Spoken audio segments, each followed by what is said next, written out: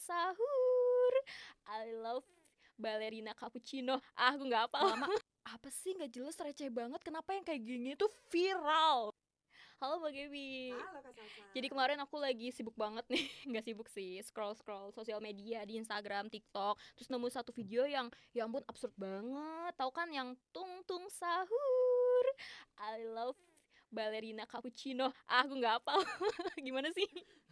Memang kayaknya itu bukan untuk Kak Salsa ya Iya. ini ya. Dan FYP banget loh di sosial media, sampai aku penasaran lama-lama. Apa sih nggak jelas, receh banget. Kenapa yang kayak gini tuh viral? Oke, Mbak Gaby, sebenarnya konten kayak gitu tuh nyambung gak sih sama yang istilah yang kita mulai sering denger nih, ada istilah brain rot. Nah, Mbak boleh bantu jelasin nggak? Ada Oke, kesinambungan dari konten itu? oke. Sebenarnya itu bukan hanya ada di sosial media Kak Salsa, tapi Oke, ada juga di sosial media saya gitu ya. berarti banyak, Viral banget gitu ya. viral Dan banget ya. sekarang tuh setahu saya tuh udah ada filternya Oh gitu iya, ya. bener, Jadi bener banget. ada gambar apa, terus ini namanya apa, ini namanya apa gitu.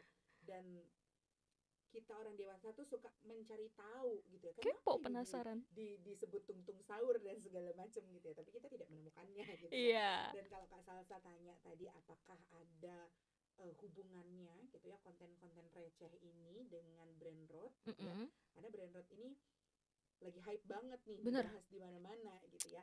Jadi kalau ditanya ada nih Kak Salsa, kenapa Oke. ya, sebelum saya masuk ke sana gitu, aku mau jelasin dulu, bukan mau jelasin, aku mau kasih fakta nih. Oke. Ternyata brain rot ini mendapatkan gelar dinobatkan sebagai Word of the Year di tahun 2024 oleh Oxford. Wow. Bayangin ya, si brain rot ini ternyata jadi primadona nih di Mm-mm. 2024 gitu ya, yang dimana uh, brain rot ini kalau kita cari artinya adalah pembusukan otak ya, Oh. dimana brain rot ini adalah sebuah kondisi ketika kemampuan berpikir kita menurun gitu Mm-mm. ya, karena terlalu sering menonton konten yang berkualitas rendah atau receh Mm-mm. gitu ya. Berarti nggak boleh dong Kak nonton Iya, yang gimana receh-receh dong? ya. Boleh, tapi gitu ya, Ada tapi tadi tapinya. dibilang bahwa terlalu sering gitu ya. Hmm. Jadi segala sesuatu yang berlebihan itu tidaklah Tidak baik ya. baik. Jadi kalau misalnya kita sering banget nonton hal-hal receh gitu ya, ternyata itu menjadi salah satu penyebab dari pembusukan otak atau Hmm. brain rot itu tadi Hmm. gitu ya. Nah, di kondisi ini sering dikaitkan dengan waktu layar yang panjang ya, screen time yang Screen panjang gitu ya, time. terutama yang melibatkan media sosial, bermain game, nonton video gitu ya, kayak ternyata hal-hal ini kalau dilakukan tidak wajar gitu ya Mm-mm. dalam jangka waktu yang panjang gitu, itu menjadi salah satu penyebab dari brain rot ini gitu ya, dimana kalau tanya tungtung sahur gitu kan, Mm-mm. itu tuh secara nggak langsung adalah konten-konten receh yang Mm-mm. membuat kita merasa seru gitu Iya, ya, penasaran. Sampai penasaran, akhir nontonnya. betul. Jujur saya juga melakukan hal yang sama sebenarnya Iya di kan? awal-awal gitu, kayak seru banget ya, ada kan seperti bunyi-bunyian ya, Mm-mm. terus dibikinin lagu lagi, ada lagunya gitu ya. Jadi ini membuat kita tertarik dan kecanduan untuk mendengar gitu ya, Mm-mm. sehingga ini ketika terlalu sering kita dengarkan itu membuat pembusukan otak tadi gitu. Oke, karena ini yang mengakses nggak cuma nggak cuma dewasa, tapi anak-anak juga. Betul. Karena kan media sekarang ya digital banget. Nah, terus dari gejala brain rot sendiri tuh ada apa aja sih, Mbak Gaby? Oke, gejala dari pembusukan otak atau brain rot Mm-mm. ini gitu ya Kak. Yang pertama ada kecanduan media sosial gitu Mm-mm. ya. Karena tadi kalau kita ingat tadi gitu ya, di mana kondisi ini gitu ya, salah satu penyebabnya adalah penggunaan layar yang panjang karena nonton yang receh-receh itu Mm-mm. tadi gitu ya. Jadi yang pertama adalah kecanduan dari media sosial itu, susah tidur, Oh. terus kemudian mata terasa lelah gitu Mm-mm. ya, Pegal ya. pegel gitu ya. Hmm. Sekarang kan udah banyak nih kacamata anti radiasi tapi kan tetap aja ya, kalau itu dilakukan berlebihan itu juga bisa membuat mata capek gitu ya, nanti minusnya nambah lagi Mm-mm. kan, ada gejalanya itu gitu ya. Terus kemudian terlalu banyak menerima informasi yang kurang penting gitu ya. Mm. Terus kemudian penurunan kecerdasan kognitif seperti daya ingat dan kemampuan konsentrasi gitu ya. Dan kemudian mudah cemas atau stres ya Kak. Jadi mungkin ini gejala-gejala mungkin kita rasa ini muncul di orang-orang dewasa aja gitu ya. Mm-mm. Tapi kita perlu ingat bahwa gejala-gejala ini juga bisa rasakan oleh anak-anak kita gitu Aduh, ya. ngeri banget ya, khawatir Apalagi kalau banget. tadi salah satu gejalanya adalah penurunan kecerdasan kognitif gitu Mm-mm. ya. Dimana kita tahu anak-anak prasekolah, usia prasekolah yang katanya usia emas itu gitu. Ya, Kenapa dikatakan usia emas? Karena memang di usia ini otak anak tuh lagi berkembang banget gitu. betul. Lagi pesat-pesatnya dia berkembang ya. Mm-mm. Sehingga ketika kita memberikan uh, screen time yang panjang dengan konten-konten yang receh gitu ya, Mm. ini akan merusak perkembangan dari otak anak kita gitu. Oke, berarti tadi banyak sekali gejala-gejalanya tapi yang menurut kita biasa saja. Ternyata oh itu gejalanya ya. Nah, sebenarnya ada dari penyebab brain rot sendiri gak sih Mbak Gebi? Penyebabnya itu. Oke, penyebab dari brain rot gitu ya, Heeh. penyebab untuk pembusukan yang otak ini Iya, tadi gitu ya. penyebabnya. Pertama Kak Salsa ada paparan berlebihan pada media digital dan screen time. Oh, screen time. Ya, Oke. kita kan bisa tahu tungtung Mm-mm. sahur, si balerina cappuccino dan Iya, segala macamnya itu ketika kita nonton media sosial gitu betul. ya. Ketika ada screen time-nya itu tadi gitu ya. Nah, ternyata Kak, durasi screen time yang tinggi ini dapat mempengaruhi kemampuan anak untuk fokus pada tugas yang membutuhkan perhatian yang berkelanjutan. Mm. Ini adalah penelitian dari Alofi di 2022 gitu ya.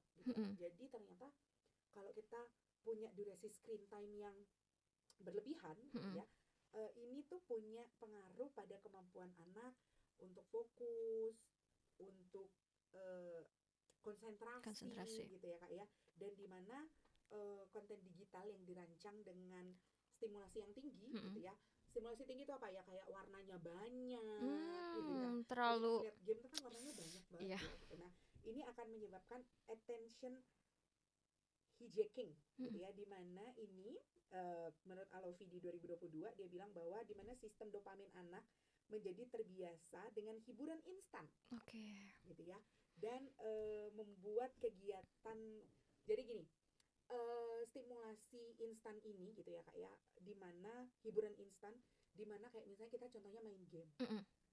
menang sekali pengen lagi nggak, Nagih banget karena nagih banget, tertantang berasa.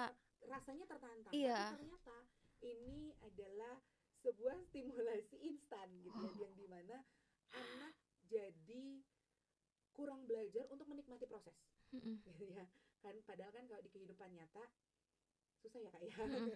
harus ada prosesnya untuk menjadi sebuah keberhasilan gitu. Mm-mm. Jadi ini ternyata berpengaruh nih Kak gitu ya pada bagaimana anak menikmati proses itu gitu ya. Terus kemudian ada disfungsi pada fungsi eksekutif gitu ya Kak ya. Ini sebenarnya kurang lebih sama yang di depan, yang dimana menurut Lai dan Chang di 2020 gitu Kak, kelemahan fungsi eksekutif membuat anak kesulitan untuk mengabaikan gangguan eksternal. Jadi ini berhubungan dengan konsentrasi. Jadi misalnya anak lagi belajar gitu ya, terus lagi belajar, terus dia dengar ada suara apa ya di luar ya, Apa ya? dia mulai mencari gitu. Jadi kurang fokus pada apa yang dia kerjakan saat itu gitu ya. Terus susah untuk beralih antar tugas. Kenapa? Karena itu tadi konsentrasinya kan pendek ya. Iya. Konsentrasinya pendek, jadi agak susah untuk cepat beralih tugas gitu ya, dan susah untuk mempertahankan konsentrasi dalam jangka waktu panjang gitu. Nah, ini berpengaruh pada perkembangan anak-anak kita gitu ya. Terus kemudian Kak, ada ketidakseimbangan aktivitas dan pola hidup gitu ya, yang dimana anak-anak ketika diberikan gadget gitu ya, jangankan anak-anak, orang dewasa kalau udah ketemu gadget, kira-kira olahraga apa enggak? Aduh, makanya fokusnya ke gadget aja deh. Dia akan kayaknya lebih enak duduk di sofa gitu ya, Iya. sambil ngeliat sosial media Bener gitu ya, banget. dibanding jalan-jalan gitu ya. Iya. Jalan-jalan dalam arti olahraga sore misalnya, jalan-jalan kompleks. Nah, ternyata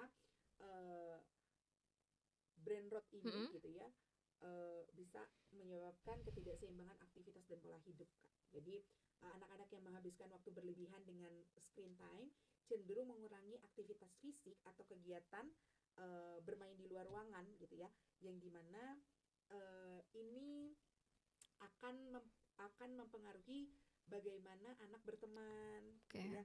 Terus bagaimana pengelolaan emosi pada anak gitu ya.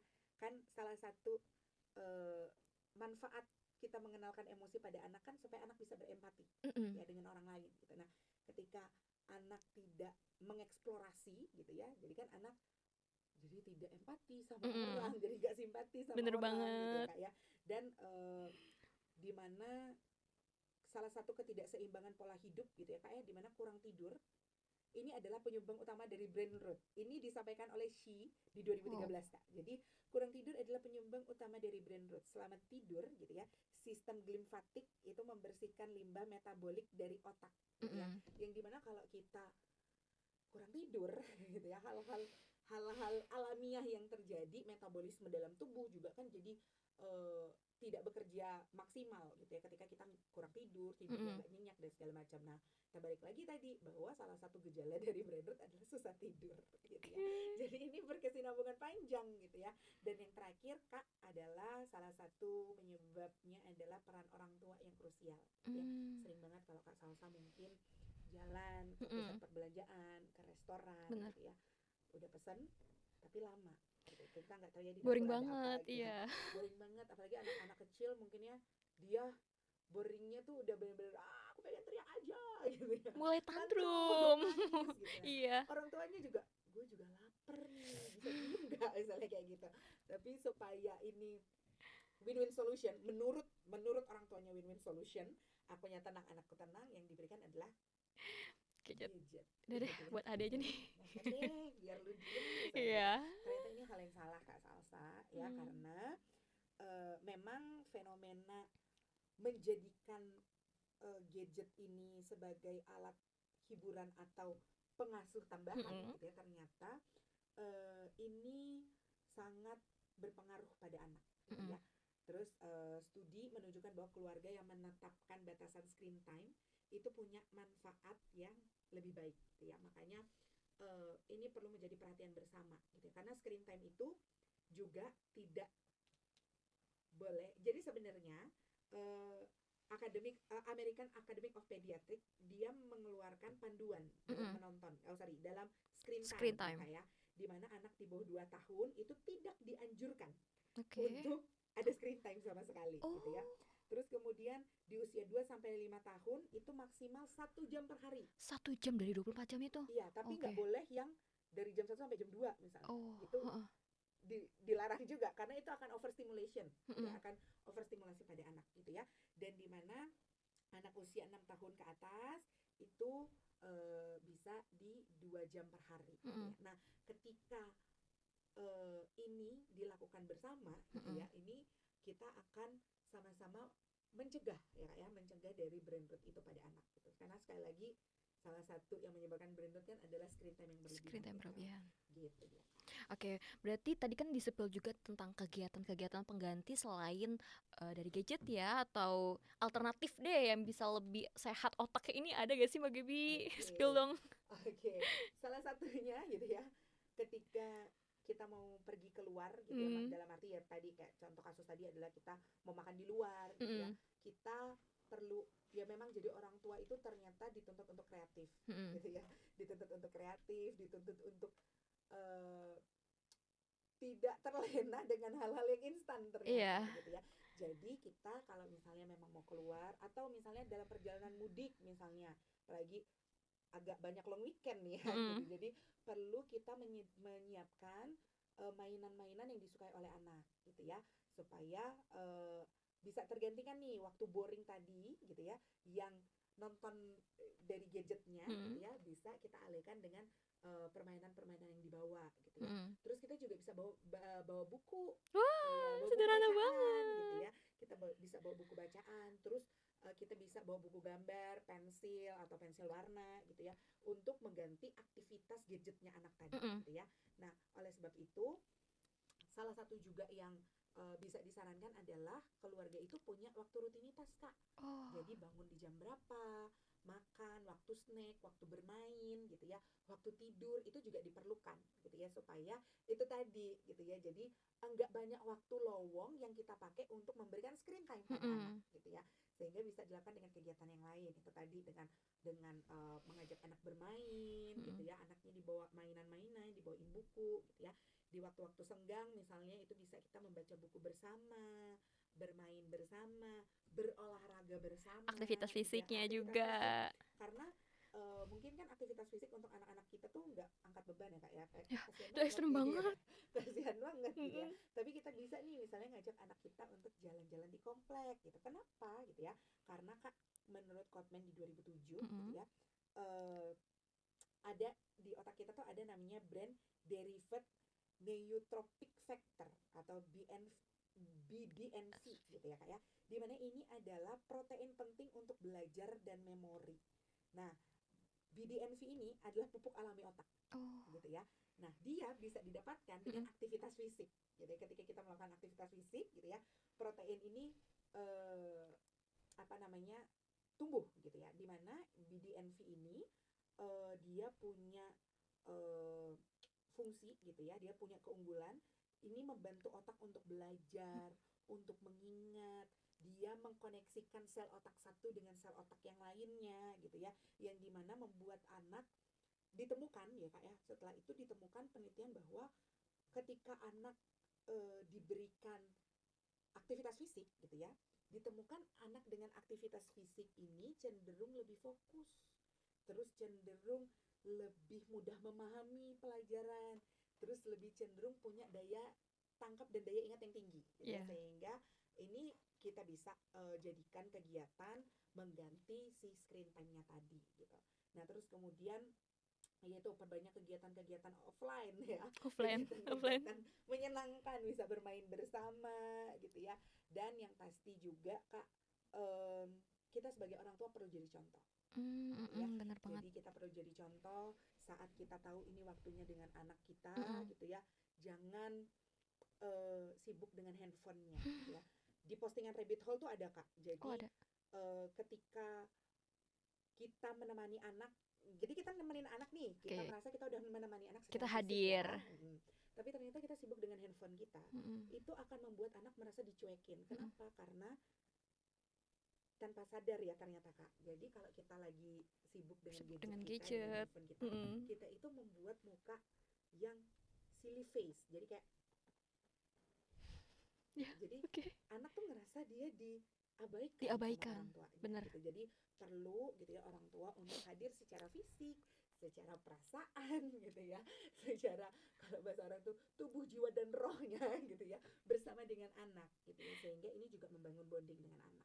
Jadi kalau misalnya anaknya udah di atas usia 2 tahun dan memang ada screen time khususnya gitu ya, orang tua perlu, bukan perlu lagi, harus ya, harus menemani anaknya nonton gitu ya, supaya apa, orang tua tahu apa yang ditonton gitu. Mm-mm. Meskipun udah kita protect dengan YouTube Kids, dengan Google Family dan segala macam, kita nggak tahu algoritma dari media sosial gitu ya. Jadi kita perlu menemani anak gitu, dan dimana ketika kita nonton bersama gitu ya, di sini kita juga jadi bisa terlibat komunikasi dengan anak. Itu si ini ceritanya tentang apa sih dek gitu, terus Mm-mm. kayak itu temennya namanya siapa, terus kira-kira yang dia rasain apa gitu. Jadi ada komunikasi di sana, anak juga jadi belajar gitu ya. Betul. Jadi ada hal-hal yang mungkin dia tidak pelajari dari tontonannya, tapi karena komunikasi saat menonton itu gitu ya, jadi anak jadi belajar ya, salah satunya tentang emosi tadi. Misalnya kita bisa, itu kira-kira dia rasanya apa ya, temennya rasanya gimana ya gitu. Jadi bisa kita kulik bersama anak-anak kita. Jadi itu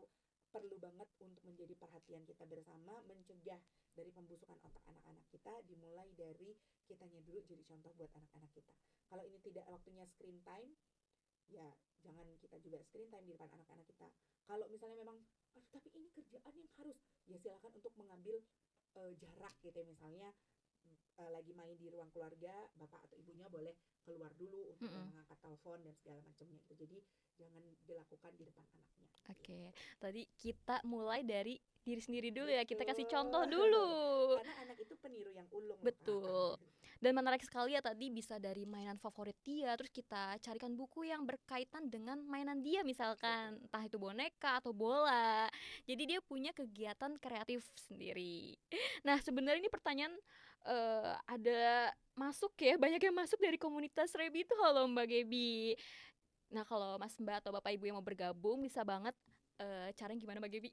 Caranya adalah follow Instagram kita, dan Follow Instagram DM, Rabbit Hole. ya, dan DM Instagram Rabbit Hole bilang mau bergabung di komunitas, karena benefitnya banyak banget Kak Salsa. Iya. Jadi benefitnya di sana, jadi di depan kita ini adalah beberapa buku Rabbit Hole dari sekian banyak buku Rabbit Hole yang Bapak Ibu bisa dapatkan dengan ada paket iuran gitu kan, itu bisa Arisan. dari arisan gitu ya, itu bisa di Rabbit Hole.